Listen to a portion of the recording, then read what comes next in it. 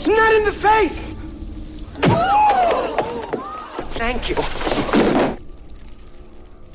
Hello and welcome to Hey, Not the Face with your host, John Nash, and your producer, me, Steffi Haynes. And today we are going to look at the UFC's broadcast deal negotiations. We're going to look at Conor McGregor and some things that he told David Feldman.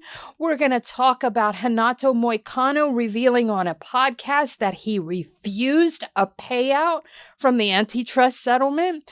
We're going to talk about Turki Al-Sheikh and even his spat, his beef, whatever you might want to call it, with Ariel Helwani. We're going to look at boxing in general. But before we do that, we need to ask that you please subscribe so that you have access to all of the content, because some of it will be behind a paywall. Now, John, how the heck are you? You are firmly entrenched in Minnesota right now. So how are things going? Well, it could be going better. My mom's in the hospital, but she's doing well there. So that's the, a lot. I'm not getting much sleep. Let's put it that way. Wow. And I'm a little marveled that the chicanery lies that you do, because you screwed up the opening, and now I know you're going to edit it and start with the new opening, so the audience will not know that you screwed up the opening. Thanks a lot, John. Way to give away the secrets of the show, right? By the way, people were asking who was responsible for our headline of our last show. I am firmly pointing at John, because it was John's idea to stiff the public. Yeah. It wrote itself. Listen, it really did. We're not above working blue over here to get a few clicks. There was some definite weight behind it or under it. Well, okay, now that we've gone too far. That's too many euphemisms right there. Too many allusions to what happened. So I guess we should get started, and we will get going with Dana White. Because in a recent interview, Dana said that their broadcast rights deal would, and I quote, more than likely end up on a platform that's way more global than we are right now. My question is, would that indicate Netflix? And does it also indicate that Netflix might be considering taking the whole package and not just a few mega events? I think it does indicate Netflix. We know, from multiple sources, the UFC is hell-bent on getting something on Netflix. That's what they want, because the Netflix's ability to reach a whole new audience, that they are kind of the network broadcasts that the ABC, NBC, CBS was of the 80s. That's Netflix now. It's the only one that can reach everybody. So they desperately want to get something on Netflix. I don't think it indicates that the whole package is going to go there. I think it's possible. I think it's Rob Joyner suggested this, that it takes, they bid on the whole package, kind of like with the WWE for the international rights. So they'll take the whole package for the international rights or for most of the world. I think that's a possibility, but I think it's still very likely that ESPN ends up with a portion of the UFC content. I think it's most of the pay-per-views will end up with the UFC, because one thing is UFC desperately wants to keep ESPN desperately wants to keep the UFC, because I've heard before they represent like 25% of their ESPN Plus subscribers are UFC fans. So they don't want to lose those. That's one. They got to keep this streaming service going. And two is that they want to keep them going. And the pay-per-views potentially are the most lucrative part of the UFC package. That's the best. And that's the one also that pays the most. And I don't see, unless Netflix gets in a pay-per-view model, which I don't see, at the same time, I don't see them throwing that kind of money at events that are not going to get the ratings that are going to make it worthwhile for that kind of money. Where on pay-per-view, a limited audience will pay extra. And so it makes more sense for people that are willing to do a pay-per-view. So I think it's not definitely, but I think I should say it is definitely that the UFC wants to be on Netflix. I think it's very likely this indicates they will be on Netflix in some capacity, but I still think ESPN very likely ends up with the pay-per-views. Okay. Question 2, Endeavor Streaming. That's the one that powers Fight Pass. Just got sold to European provider Delta Tree. What do you make of that? Well, I think it's part of what Endeavor is trying to do. And people got to remember, this is not owned by TKO, the streaming platform. It was Endeavor when they expanded, and they're going to be this flywheel company that had its hands in everything. And they tried to sell themselves as this multimedia type company that's a platform for everything.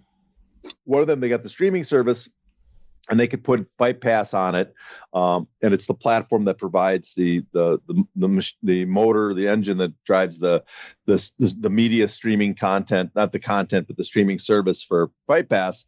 That was part of the Endeavor package that they're selling. Is there's like the company that does everything. Now that they've unloaded TKO, the most valuable properties, into a very profitable, very valuable company on its own. Endeavor's been going, they're no longer going to be public. They're going to be going back to private in a buyout with Silver Lake.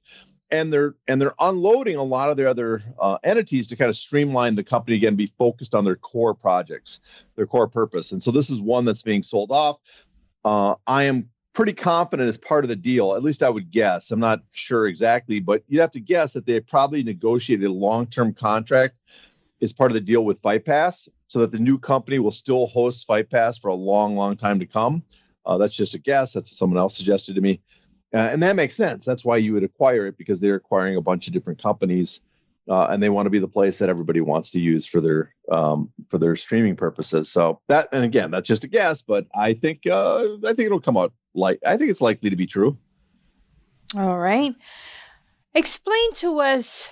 You have said this in the past. Let me lead with that. You have told us what a step-up plan is. But for those that forget, especially those out there that wrongly assume that the UFC is in dire straits for some reason, let's remind everybody what a step-up plan is in network TV and explain the UFC's current step-up deal. Well, a step up, I'm sure you got this again from Rob Joyner. If you're not following him on Twitter, it's Rob Nashville. A long time. If you're new to MMA, you don't realize he used to cover MMA as a media reporter for MMA Payout back, God dang it, like 15, 20 years ago at this point. So very knowledgeable, very astute observations. And he pointed out a lot of people are complaining the UFC is in trouble, or that the UFC is doing tremendous right now because they're going to get such a big deal. And you could, and both could possibly be true, because the UFC could have its audience be decreasing and not being as popular, but also going to get a massive network deal increase, because in sports, like, there's something called a step up. And the step up is when you sign the new deal, it is a step up in price over the previous AAV, annual average valuation of the deal. So the average value of the deal increases, and that's just something that's accepted and standard in sports properties, at least the big sports properties, that they expect to get a bigger deal when they get onto the next contract. They don't expect something of similar value. They want a big markup. And all the other sports properties are getting it, even some that are not doing as well as you'd imagine. And the UFC should expect the same. And that, one, it indicates they're financially very healthy, but two, it does not indicate that they are doing like gangbusters on viewers or anything. I do think it does indicate that potentially that it does show that they have a loyal audience, and for like ESPN Plus, that's a major portion of the subscribers. That's something they can hold over ESPN, that they are willing to pay extra to retain a percentage of their subscribers, so that way that the ESPN Plus subscription base does not decrease. All right. Dana also has given an interview where he said that the White House card will be like the Sphere Show on steroids. Now, the Sphere Show had a $20 million price tag, but its costs were offset by the Riyadh season partnership. Now, do you think that same thing happens here with this card? Or if not, do you think that special sponsor opportunities will end up covering the cost of it? Well, the Sphere Show on steroids, that's confirmation John Jones will be on the card. and Conor McGregor, if you look at him lately. I think it's if you look at it, it's going to be this mega event at the White House lawn, right? Or somewhere on the White House property. It's going to be probably a spectacular event, a spectacle on Netflix or something like that.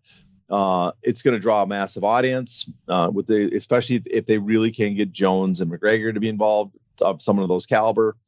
And on top of it, you notice there's a lot of companies that are throwing money behind projects associated with Dana White. Either they're settling lawsuits that everybody assumes that are like slam dunks for them, but they're still settling it. They're donating to his cause. All these things that companies are doing to get good on the current administration, the good side of the current administration, because they have proven themselves somewhat vindictive to those who are not with them. And so this might be an opportunity too, not just for the eyeballs, but also to indicate that we are fully on board with MAGA, with Donald Trump, and we are willing to put more sponsorship dollars in this as a symbol, that to help out his friend Dana White and the UFC as a symbolic gesture of how much we are in bed with you guys. So I think they will not have problems collecting money for this event. Let's talk about Hinato Mo for a moment, because, you could have knocked me over with a feather when you sent me this story yesterday. But he revealed on a recent podcast that he refused a nearly $200,000 payout from the antitrust settlement. What is your take on that? Well, I have several. The first is he kind of ruins the whole gimmick. Mm-hmm. He kind of spoils his gimmick of Money Moicano if he's turning down money. Mm-hmm. Right? He's supposed to be the guy that all he cares about is money, and now he's saying, "Oh, I don't want it because my principles." Okay, whatever. So that's one. He ruined the gimmick. Two is, I'm not sure. I have no way of knowing for sure if he was one of the people that turned down or did not file their claim to collect their on their portion of the settlement. We do know that basically, I think it was 3% of 1,100 fighters, around 30 to 35, did not file for the claim, did not sign and send in their filing. I imagine the majority of them are on that list of fighters that had not verified their information yet. And if you look at most people on that list, were fighters that most people probably never heard of. They fought one time in the UFC overseas.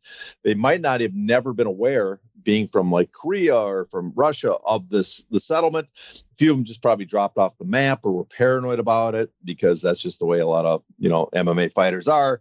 But it was a small number, and he had verified, according to that list, he had verified his contact information. So it's possible he's lying to us here. He was wrong when he said only 2 to 3 fighters did not accept the settlement. It's not 2 to 3, it's 30 to 35 fighters probably did not get their claim. So it's a larger number than he said. Now, it's also very possible he did not accept his claim. But I think what's pretty clear is if he did not accept his claim, which again, I think is possible, there's no way he refused $200,000, because there's no way he got paid $200,000 as part of that settlement. There's no way he made $200,000 in the UFC at that time. If you look at his UFC run, he only had 3 fights. His first 3 fights in the UFC took place in the class period. Now, he said he got 8-8 on his first fight in the UFC, and that's about right for a starting fighter at that time period. So you look at it, he probably made 3 wins. He probably got about $60,000 total in show and win money at that time. Now, it's possible that there's some locker room bonuses. Fighters usually get a locker room bonus. So maybe he got some locker room, maybe he got a big locker room bonus. I don't think he had a $140,000 locker room bonus.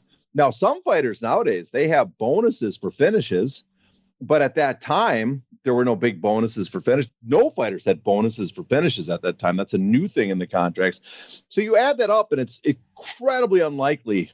In fact, to the point of impossible, because as I've gone through the list of payouts every year, which we have, I did not see something that struck me as a first fighter that could have been Renato Moicano in his first few fights that could have gotten somewhere so large amount that's noticeable. So it would add up to basically would have had to add up to about $500,000 in total purses for 3 fights for him to get $200,000 as the payout from the claim. So my guess is he probably got about a $60,000 payout from the claim. Maybe if he got a lot of discretionary bonuses, 10, 20, 30,000, it might have gone up to about 70,000 max. as his claim, but no way did he turn down a $200,000 payout from or $200,000 claim. The maximum I think it is that he possibly turned down a $60,000 to $70,000 claim if he did reject the claim. And why would he reject the claim when he actually submitted his information? Well, according to him, he had principles he didn't want to. So also, he said that the attorneys kept bugging him to, submit his information to verify his address, and he made it sound like it's a bad thing, like these guys are, that they're coming after him like they're ambulance chasers. But really, to me, that's a sign that they actually did a good job, because they were going after fighters, trying to make sure every fighter files and registers just like the judge asked. And based on how many fighters are terrible at finishing paperwork, I imagine that's why they kept, if he had said, I have no interest, I'm not going to collect, I'm sure they would have stopped contacting him. But so he verified his address, and then when he got the money, he turned it down. Now, we'll do one thing.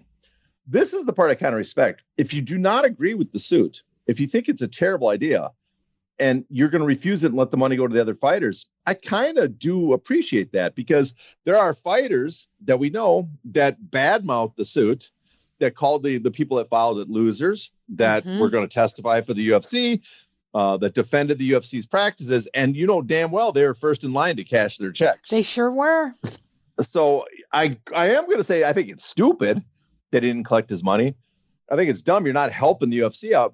But on based on that, that he at least took a stand on his principles and the fact that he did not agree at all with the suit. If that's the case, I got to give him a little respect compared to other people that spoke ill of the people that filed this, and yet are still going to collect their paychecks. Exactly.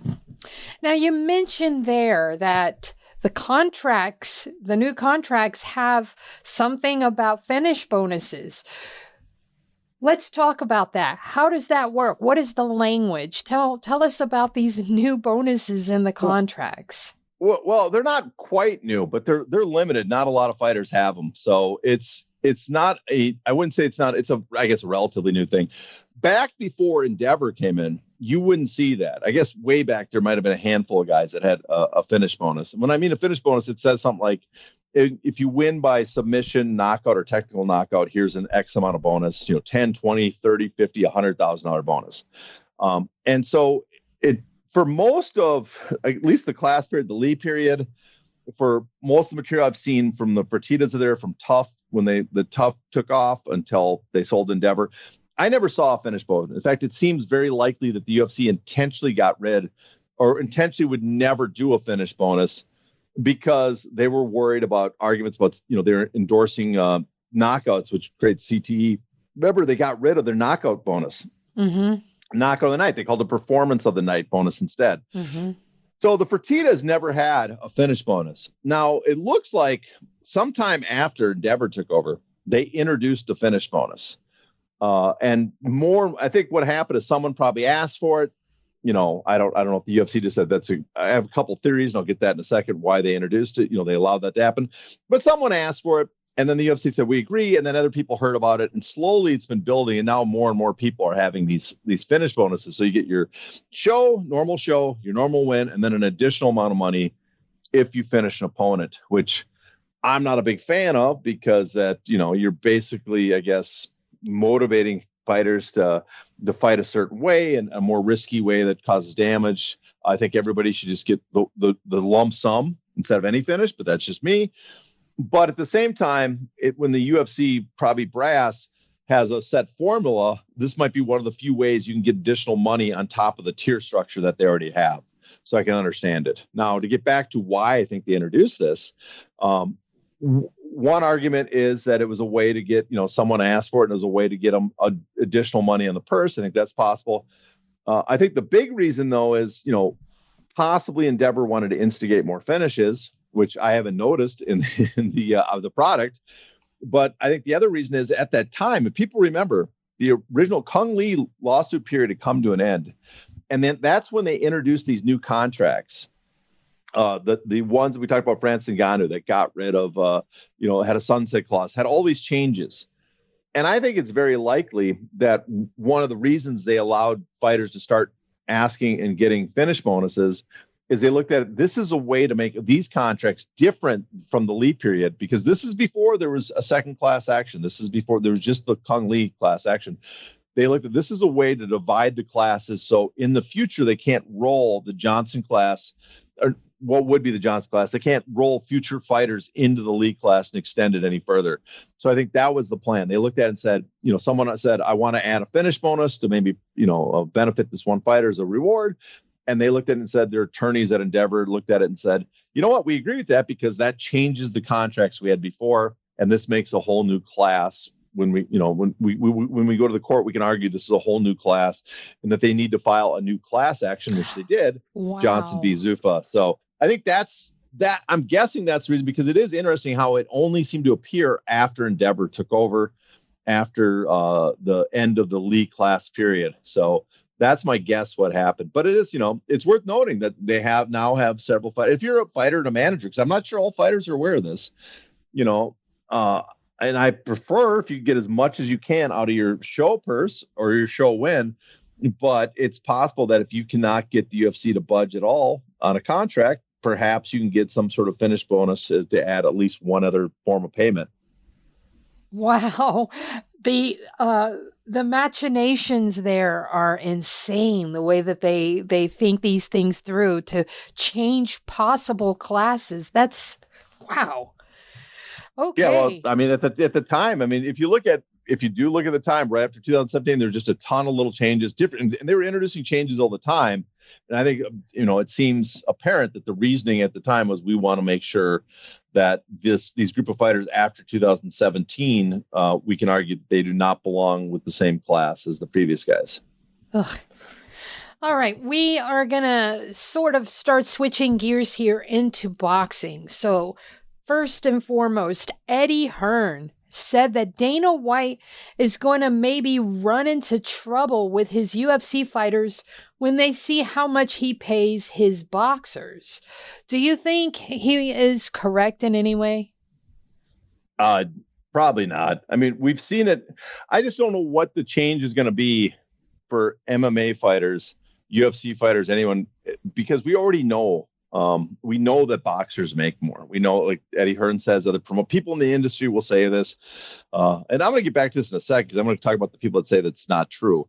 But people in the industry will point out people at Showtime and stuff. We had Steven Espinoza on our show talking about that. And he worked with Bellator, who paid, a lot, maybe not the top pay-per-view levels at the UFC, but they were knowing that the top guys got paid more, comparable or more than some of the UFC fighters in their position. He would talk about that. There's fighters up and down the card on a boxing match to just make more than MMA fighters. It's kind of a known for people in the industry that the top guys in boxing, and when I mean the top, I don't mean just the number one guy. I mean people appearing on broadcast events, main cards and stuff. All those guys make more than the equivalent in MMA, and everybody should know that already. So I don't know how it's going to change if Dana White starts paying his fighters, his boxers more, because you'd think they'd already be aware. And I also know a lot of fighters seem to deny this. They seem to not believe it. Even if you have, boxers that are talking about their contracts, they either don't believe boxers make that much. They think it's all lies, or they bring up the fact that, yes, that's the top boxers, but what about the middle class exists in the UFC? And I think this is the part that confuses people, is that in the UFC, we have 90% of the revenue going to the UFC, but also only 500 fights per year are held. MMA fights, professional MMA fights are held in the UFC. There's 16,000 last year MMA fights, professional MMA fights held around the world.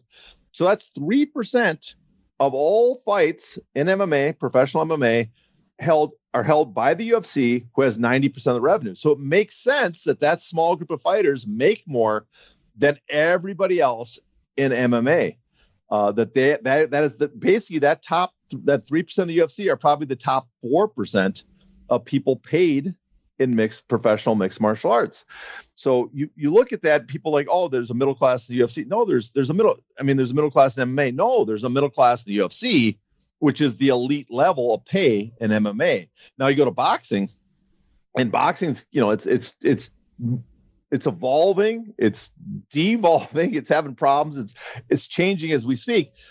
But typically over the last few years, boxing, the top boxing promotions around the world put on about 150, 160 events per year. Now, maybe not the whole card. The bottom of the card is not getting paid as much as a UFC fighter. And a lot of those guys are regional fighters, 1 and 2 on the regions or on the third fight or whatever. They're just not getting paid. They're only getting paid a few thousand, a few hundred. They're getting paid like regional MMA fighters. But the top handful of fighters on the card, the main event, typically what we call the co-main in MMA, maybe 2, 3, 4 fights down the card, those guys are making as much as UFC fighters or more. So, if you're taking, a third of a card or a half of the number of people on a typical UFC card, on a boxing card is getting paid more. Well, if there's 165 boxing cards, that means just as many or more fighters are getting paid at least at the UFC level. And the top guys obviously are making multiples of the UFC. And I think that's the part that people miss, is that it's just spread out much more, the pay in boxing. And so, yes, there's, we have this UFC middle class and a kind of a premium there, but there's just so many more guys headlining cards in boxing that are getting more than MMA fighters. And I think people miss that. Now, the question is, even if you tell UFC fighters, are they going to care? They might care personally, but I don't think it's going to affect the way they negotiate, because 1, they either don't believe you, or 2, they assume it doesn't matter. There's nothing they can do to change it. And this is the way MMA works. And so it's not going to lead to any fighter pushing for higher pay for him just because Canelo Alvarez, just because they sell as good as Canelo Alvarez, they're not going to think that they're going to get as much as Canelo Alvarez.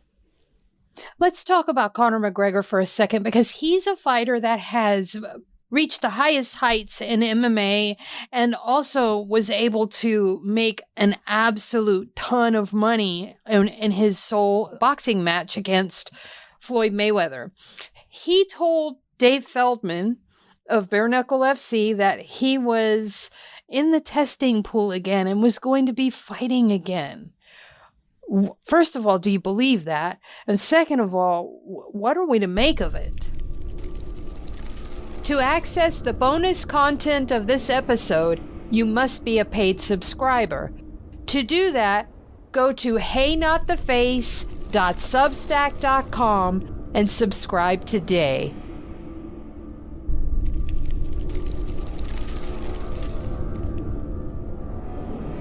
Ow! Ow! Not the face! Ooh! Ooh! Okay, the face!